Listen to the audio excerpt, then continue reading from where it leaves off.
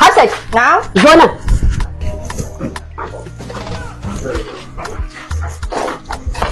Uban me ke liƙe? Na ce uban me kike liƙe a nan wurin? Mom, me zan kalla jikin wannan kazamin yaron, kada ma ki sa raina ni.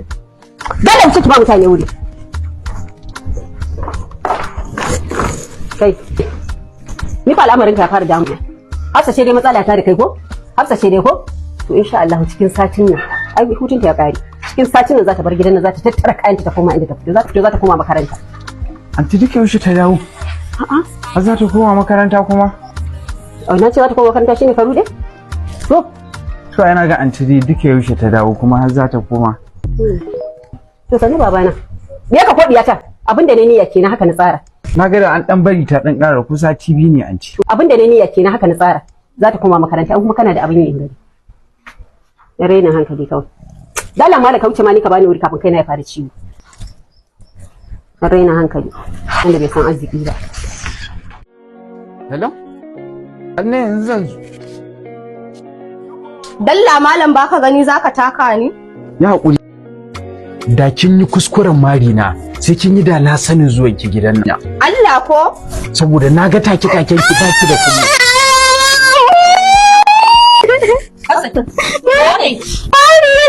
Mari.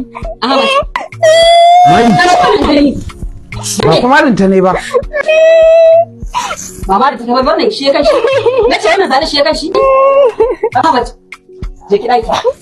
Bari ka jin gaya ma. Bari gani ina lallaba ka. Kun wannan yare za mu samu matsala da kai. Ba kai ba ko? Wallahi tallahi ko wanda ya aje ka ba za mu shirya da shi ba.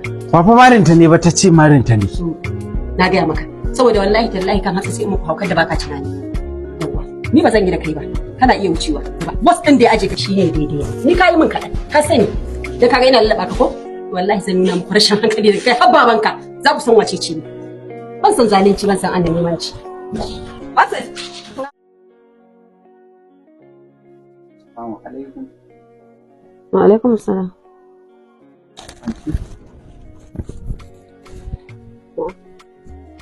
Ki dama magana ce na zu akan abin da ya faru tsakanina da Hafsat. Wallahi anti ba marinta ne ba. Sai yanayin jikin baba ba lafiya gare ba. In ya ji abin da ya faru tsakanina da ita.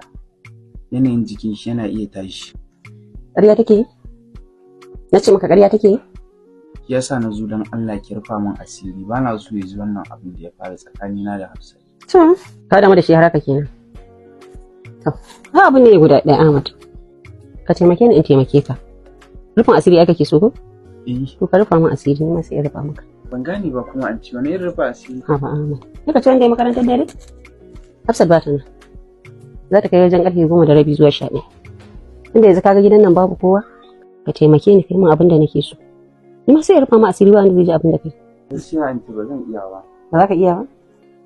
Ba za ka iya ba Ahmad. Ya ba zan iya ba. Ahmad kenan. Yaro ne. Ai da ne kake da wannan zaɓin cewa ba za ka iya ba. Yanzu ka shigo nan ɗaki kake tunanin ba za ka iya ba. Iyawa kai. Ai gwada za a yi kawai. A'a dan Allah ki haƙuri ki rufa min asiri. Ai ba wani rufin asiri Ahmad. Zan rufa maka asiri. To ni ma ka rufa mu. Haba Ahmad, wani haka? Ya kace abin kace wani karamin yaro. Ina za ka je? A'a. Ai ba wannan magana. Ahmad tsatsayin da ya kawo ka shigo ɗakin nan. Ai ban ga wanda ya isa fidda kai ba wallahi. Ya haƙuri anti. Ai da iya kaka bakin kofa ko kuma kai min wani harhar. Yau kuma ba wannan bace. Allah ya kashe ya bani ka saka cikin daki. Ya haƙuri anti. Wannan dafa-dafan da kake neme? Haba Ahmad.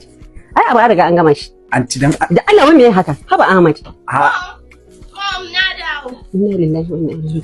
Dana mutan ka fita. Ka fita da Allah na ce ga tana.